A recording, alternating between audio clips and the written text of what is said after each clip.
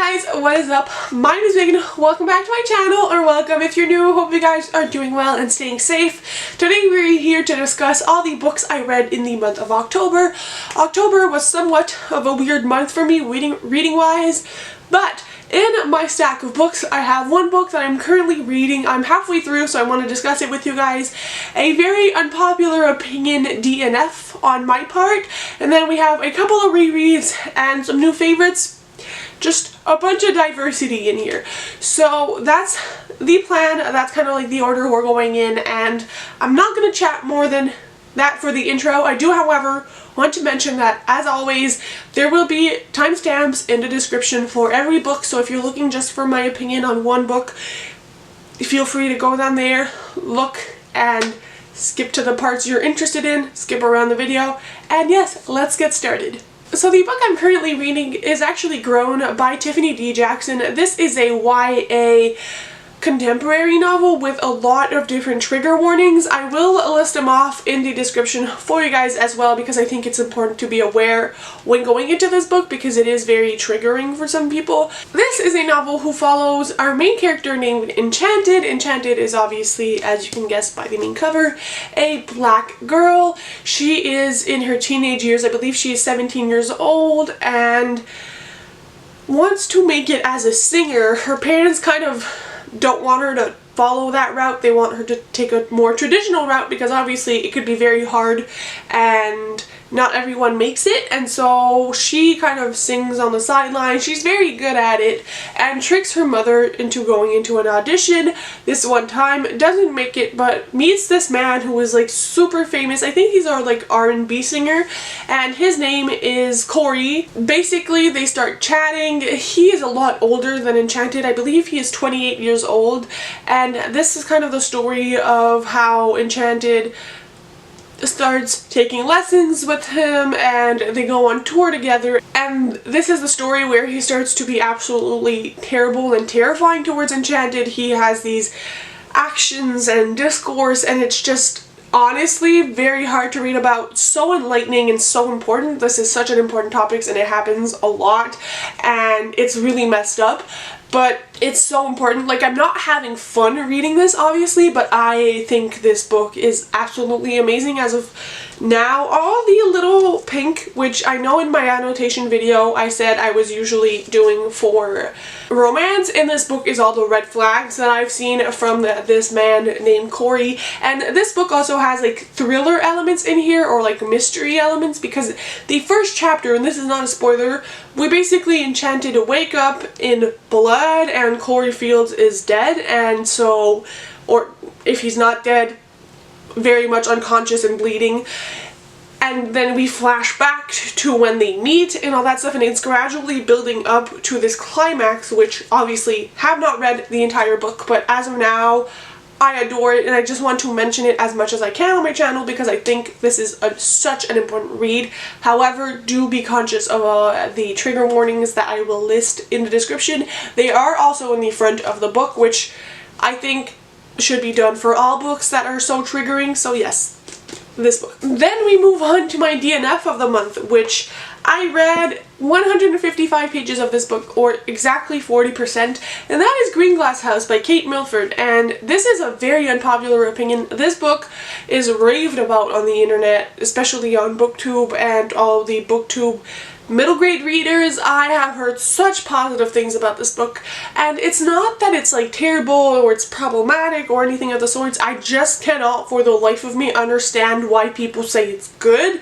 I think maybe it's the hype, truly, but I was expecting a cozy mystery in this house that's kind of like an inn during the winter holidays, and what I got was like two kids kind of playing make-believe and solving a mystery that I don't really care about. Apparently there is a twist at the end that a lot of people are not enjoying, that I've read on Goodreads and had people in the comments talk about as well, and it's just unfortunate, but I could not bring myself to read it. This book brought me into such a reading slump. I spent like a week trying to read it, and truthfully I think the writing style is not my favorite. Except for the main character, I don't love any of the supporting characters.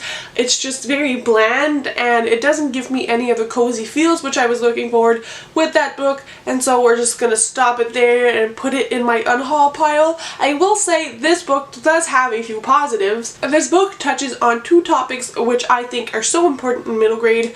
One of them being that Milo is actually Chinese and was adopted by his family, and so he talks a lot about how sometimes he wonders how his life would be different if he had stayed with his adoptive parents, or maybe if he would have been adopted by another family. That's not to say he doesn't love his family, but I think it happens with a lot of children where they start wondering how different their life would be if their circumstances hadn't been the same from birth, and I thought that that was super interesting. We also have other younger characters, kind of like the sidekick in this mystery mission, kind of confront Milo and say, like, you don't look like your parents, clearly you're adopted, and how he kind of deals with that. I found that aspect to be very interesting, as well as the anxiety representation in here. It's not on page, at least not from what I've read, if Milo, the main character, is actually diagnosed with anxiety or another disorder. However, he does mention panic attacks and has these very specific tendencies of not moving. Things like they always have to be in a straight line, and just there's so many things, so many little rules to make him feel safe, that it's kind of like not specifically on page, but people with anxiety, as myself, you can kind of identify, and I found that really interesting. I just think it's not the book for me. I'm not discouraging anyone from reading this. Clearly it's a New York Times bestseller. I just don't like it. Then we move on to my two rereads, which I won't elaborate much about, but the first one is P.S. I Like You by Casey West. I had this mood in October where I was not at my prime, and so I binged a few Casey West books and felt much better. This one being one of them, and I had read this I think in 2019 for the first time, absolutely fell in love with the story, and it's one of my favorite tropes. This follows a main character who loves writing song lyrics, and she's always kind of like doodling in her journals, and in one of her classes, which I believe is chemistry, her teacher actually confiscates her notebook. He's like, you can't take it out in class, I'll give you one sheet of paper per class, you have to show me, you have to take notes, because he's kind of noticing that she's not in class, like mentally she's not there. And so she starts doodling lyrics on the actual desk, and then someone responds to them, and they were lyrics to this very unpopular band, and they start kind of a pen pal relationship, not knowing the other person, but obviously both of them are in school, and so we figure out who it is before a main character, and it's always something that I find hilarious. But that trope of talking to someone and not knowing who they are, absolutely adore. I think that the exploration of how it's easier to be yourself online and with people you don't know, and just not necessarily online obviously because this is on a desk, but it kind of references the same things, and to me that's pure genius and so very true. And it's a conversation to be had about how we sometimes, you know, put up a wall for people we know, and they just could relate in so many ways. I just loved the fluffiness of this, and I always like the family issues and the big families Casey West presents in her books, and so I had a lot of fun reading it. That's all I'm gonna say. And then the other Casey West book I binged was Lucky in Love by Casey West. This one I read for the first time on a trip to Mexico, I think, in 2018, and I had read it on my Kindle, absolutely adored it, and so this is my first time actually rereading it physically. I love this book, you guys. I think I read it in just a few hours. I was planning on kind of picking it up and kind of perusing it to make me feel better. Ended up reading the entire thing. I love this book by Casey West. If you guys want a books you should read by Casey West, let me know. She recently announced her newest novel coming out in 2021 called Sunkissed. Cannot wait for that. One of my reviews for her books is one of my most watched videos on my channel, so let me know if you're interested. But Lucky in Love follows a main character who has a small family. It's her mom and dad as well as her brother.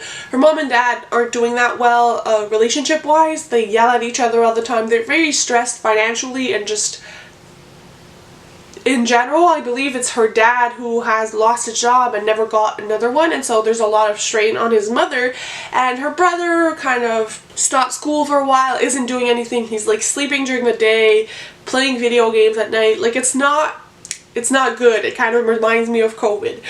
And our main character is the polar opposite of that. She's very driven. She wants to go to college. She wants a scholarship. She spends her nights studying with friends.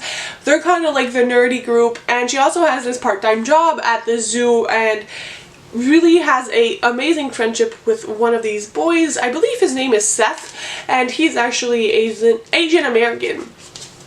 And so the story really takes off when our main character turns 18, and I think no one actually shows up to her birthday because all her friends had other things to do and she doesn't have that many friends, and her parents keep fighting, and she goes out and buys a lottery ticket, ends up winning, and so this money changes her entire life, all her relationships, and it's kind of hard to narrow down who actually wants to be her friend, who's using her for money, and all of these things, and how her personality is changing with money. But one thing stays constant, and that is her friendship with Seth.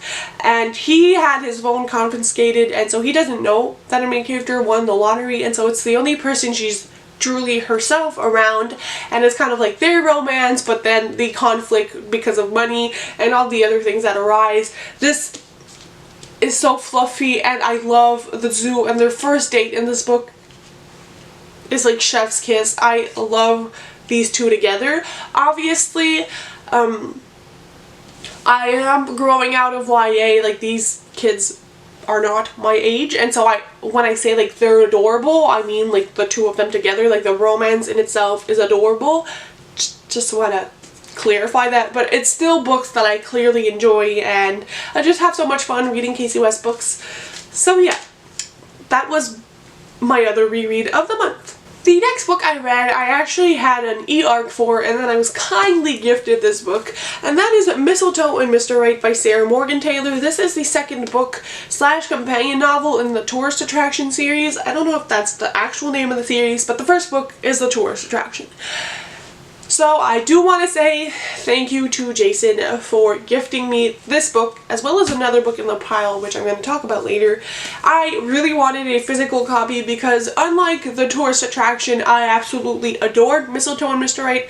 I ended up giving it a 4 out of 5 stars, and I would definitely reread it. The holiday seasons are coming up, and if you guys are looking for kind of snowy romances that kind of warm your heart up, I would definitely recommend this as one. I love Christmas, and this just brought me joy. Even though I read it in October, I put on Christmas music and I just had so much fun. If you guys don't know the Tourist Attraction, that book is actually in Alaska, and obviously Mistletoe and Mr Right is also set in Alaska in this small town, and we follow companion like side characters from that book in this one, and in this one we follow Lana and Rick. Lana was not my favorite in the Tourist Attraction. Turns out I really adored her, and Rick, I loved that man. He was one of my favorite main characters to read about. This book is dual perspective. Loved it. It basically follows a main character who is named Lana, who is very, very rich. Her family has a company where they purchase real estate, and it's just kind of like a worldwide company. They're incredibly rich, and so Lana decides to invest in the small town because it's one of the only places she actually feels like home. However, it kind of backlashes, and all the small town people in there don't want new people, don't want people taking over, and they're quite mad with Lana. And Rick, who is the other character who we follow, is actually a little bar owner, I guess. It's like a pool hall, and he's not doing too well. I believe he got divorced years past, and he's struggling to keep the lights on in his pool bar. And it's their romance, as well as the side kind of plot line of running after a Christmas moose, who every year this specific moose attacks all the Christmas decorations, and he's very dangerous. No one can ever seem to find him, and so in order to gain the town's trust, Lana actually volunteers to go out and find this moose, and everybody's like, yeah, sure, and she like takes it upon herself to try to find him and relocate him. This is a lot of fun. There's Christmas, there's romance, there's discussions on money and priorities and hardships, just so many things, and different social classes and how that can affect a relationship. I love this book. It's just, I really did love it. I do have a full Goodreads review if you guys want to hear more on my thoughts on this and more coherent thoughts, but I just think that if you like the tourist attraction, you're for sure going to love this. But if you're like me and you didn't really love it, I would still recommend Mistletoe and Mr Right. I think the writing style is so much better in this one. The romance for me was better. I like the main characters a lot more. Rick was adorable, such a darling. I just highly recommend. And again, thank you so much for gifting this to me. I now have my own copy and I can't wait to put it on my shelf. We then have a book that I cannot believe I have finally read. You guys, if you've been a longtime follower of my channel, you would know Stalking Jack the Ripper is my favorite book series of all time. Stalking Jack the Ripper I've read so many times I don't even know at this point.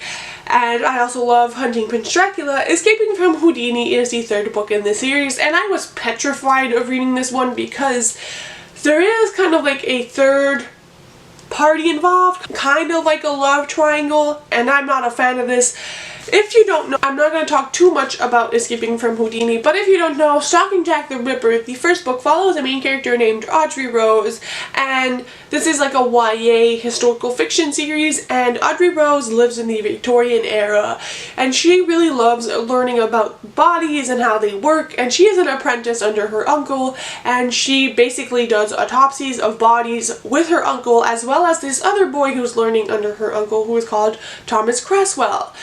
And in the first book, the Jack the Ripper murders are happening, and so Audrey Rose, Thomas Cresswell, and her uncle kind of go out and solve the mystery, and it's Audrey Rose kind of being a feminist and being kind of progressive for her time, because it was very taboo for anyone to study these kinds of sciences and forensics, especially a female, and it's kind of her going against society and her father, and there's also a romance between Thomas and Audrey Rose, and it's very slow burn and steamy. Thomas is my all-time favorite fictional character, love interest. I love him to pieces, and this is the third book. In this one we deal with Houdini the magician, and this is set on a boat traveling to America.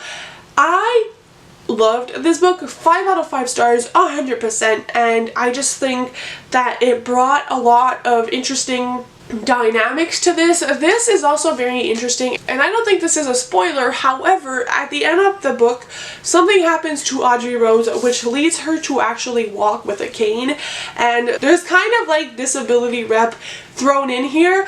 Carrie Maniscalco does have a chronic illness as well, I believe, and so it's kind of her putting a little bit of herself in this character, and I think that how that's going to traverse into Capturing the Devil will be super interesting to read about.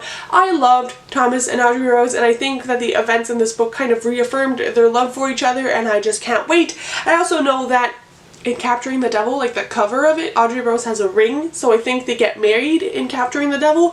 I just can't wait. I love this book series with all my heart. I have 2 copies of Escaping from Houdini, and I just can't wait to get Kingdom of the Wicked, which is Carrie Maniscalco's new book series, but that's a talk for another time. And the last book I read this month is another book that blew me away. I just could not believe, and that is The Midnight Library by Matt Haig. This is also the other book that was gifted to me by Jason, so thank you again, Jason, for this book. This took me by surprise, you guys. 5 out of 5 stars, blew me away. I just am in shock, and I love this book. It's really a new release, and I hadn't heard many people talk about it aside from maybe Brit at Basically Brit. This is also a book that is very much out of my comfort zone. This follows a main character named Nora, and Nora is not doing well, if we're going to be upfront. She is struggling with mental health. Her life situations aren't the best. Her cat actually passes away in the beginning of this book, and she loses her job. So many things pile up in her life that she decides that she wants to end it. So there are trigger warnings for this. I'll try to leave them in the description as well. But basically, Nora takes pills and tries to commit suicide. This action in itself brings Nora to what we call the Midnight Library, and this is an in-between space between life and death where it stays midnight all the time. In this world, Nora sees her school librarian and she explains kind of where Nora is and what's happening. In this world, you are in your own library in the sense that every book in there, and there's like limitless possibilities, are all books representing Nora's life if she had taken a different direction, if she had made different choices in her life and didn't quit on this or changed that or decided to take this route instead of this route. And it's kind of like all the little and big mistakes she could have made, or all the regrets Nora had, and all the different lives. In this world, there is also the Book of Regrets, which is quite literally all the big and small regrets Nora has had throughout her life. And so the Midnight Library is the opportunity for Nora to visit different lives, and they're kind of like a multiverse, parallel lives, where she has taken different choices and she can try to find the best and most perfect life for her. And so she goes on this journey and sees different versions of herself and what her life would have looked like if she made different choices. You guys, this book had me bawling my eyes out, if I'm being 100% real. It was amazing. It brought on so many reflections. I think I mentioned this in the vlog where I read this book, but this book brought more to me than a lot of nonfiction books would and have in the past. And I just think it's so amazing. We see Nora, and in some lives she deals with depression and she has medication and she has all these things, and in other lives she has fame, in other lives she has a bunch of money, and it's just, there's so many things. But she also sees that in each life things have gone differently than in the life she has, and in some lives people have passed away, in some lives different outcomes for different people have arisen, and it's just the thought process that you go through and the lessons that you learn along with Nora. It just hits you right in the feels, and it makes you see life in such a different way. I absolutely fell in love with Matt Haig's writing and could not recommend this enough. This is kind of like a contemporary mixed with fantasy, mixed with sci-fi, and just a whole lot of life lessons and discussions on mental health. It could not have come at a better time in my life, and I just will treasure this in my collection forever. It's a contender for one of the best books I've read this year. If you guys have read Matt Haig in the past or are interested in him or in this book, highly recommend you pick it up. So those are all the books I read in the month of October. November is Believe-a-thon, and then December is going to be crazy Christmas. So yeah, I hope you guys have enjoyed this video. Leave me the comment for a book in the comments if you made it this far and you're still here. Also let me know what you read in the month of October, and I'll see you very soon with another video. Bye guys, happy reading!